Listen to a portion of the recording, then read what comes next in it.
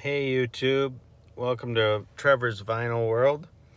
Today I want to talk a little bit about rocker Alice Cooper and especially the Alice Cooper band. A lot of people know of Alice Cooper. They they don't realize that his whole band was inducted into the Rock and Roll Hall of Fame way back in about 2011, so not too long ago. But he's definitely one of those kind of like, Jimi Hendrix or who's another, like Prince, where the main person in the band is what everyone remembers and nobody else gets any credit, or basically the lead singer gets the whole spotlight, which, whatever. It's fine. But it's just kind of interesting to look at. I've always liked the Alice Cooper band, and I've always liked even Alice Cooper, his solo albums when he goes off after the Alice Cooper band broke up. But I thought it'd be interesting to look at kind of, some of the trail of how it happened, some of the music he put out. The Alice Cooper band put out their first album way back in 1969. It was not that successful. It was not that great. There's nothing about it that even resembles like the Alice Cooper that you would know if you put on any other Alice Cooper album. So the one in 1969 was called Pretties for You, and I would not recommend it. It just, yeah, they didn't exactly come out of the gate with all cylinders running and just great. This is more of a, I would almost just forget about their original 1969 album. You're not really missing much. And then in 1970, they released an album called Easy Action. And again, this one's not great either, but you are getting a little more of Alice Cooper sort of being what Alice Cooper would become. 1971 is where I say the fun starts. They had an album called Love It to Death, and this is pretty good. I like this one. And also in 1971, the Alice Cooper band had another good album called Killer. And then they followed that up in 1972 with the iconic album School's Out. And in 1973, they released a really awesome album called Billion Dollar Babies.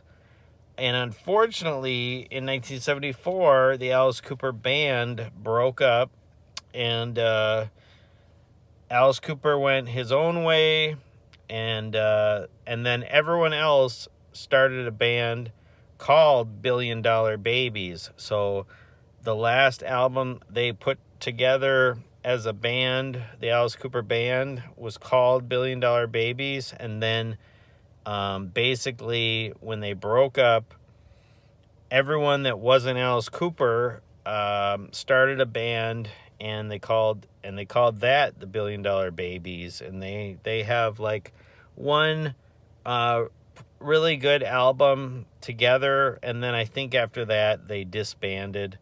Whereas Alice Cooper went on and made countless, like probably over 20 solo albums, after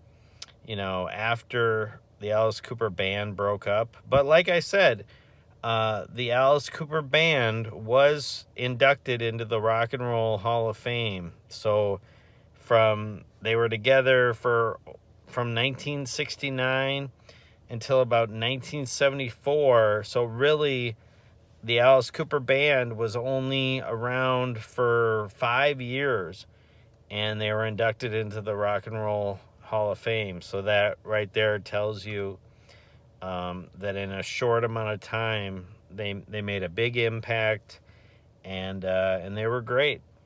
I'm trying to think of whenever I think of Alice Cooper, I always have to bring up one of my favorite movies of all time is called Class of 1984, and it stars Timothy Van Patten, and it's kind of a punk rock school drama, and anyways, Alice Cooper sings the main theme song to the movie. And he's basically, saying like, we are the future. It's just a very iconic song. Unfortunately, they ended up putting it on one of his forgettable albums. I do want the Class of 1984 soundtrack just because, well, it's one of my favorite movies. It's just this poor teacher gets terrorized by this gang of kids, and man, anyone thinking of being a teacher, if you watch this movie, you'd probably not become a teacher. But it's just really good movie. But anyways, no, I've always liked Alice Cooper. I always liked it. Kind of like Prince, where I liked it better when he had his band backing him up. I think when Prince went on his own and left his band behind, Prince and the New Generation, was it Power Generation, New Generation? See, like the band is forgettable, but Prince was better with his band. Alice Cooper was better with his band. Bon Jovi is better when he's got his whole band, like Richie Sambora backing him up. You gotta have your band. You gotta have your boys backing you up. But anyways, just wanted to, give a little love to Alice Cooper. I've been doing a lot of hip hop lately. Figured I'd switch it up today. I like some of the shock rock guys, like, if there was no Alice Cooper, maybe there wouldn't be a Marilyn Manson, or what's his name, Rob Zombie.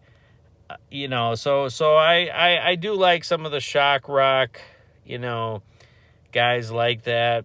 So just wanted to bring that up, and I would suggest anyone that, like, if you haven't heard a whole Alice Cooper album, I would either start with the 1973 Billion Dollar Babies album, or I really like his one from the 80s that was called Trash.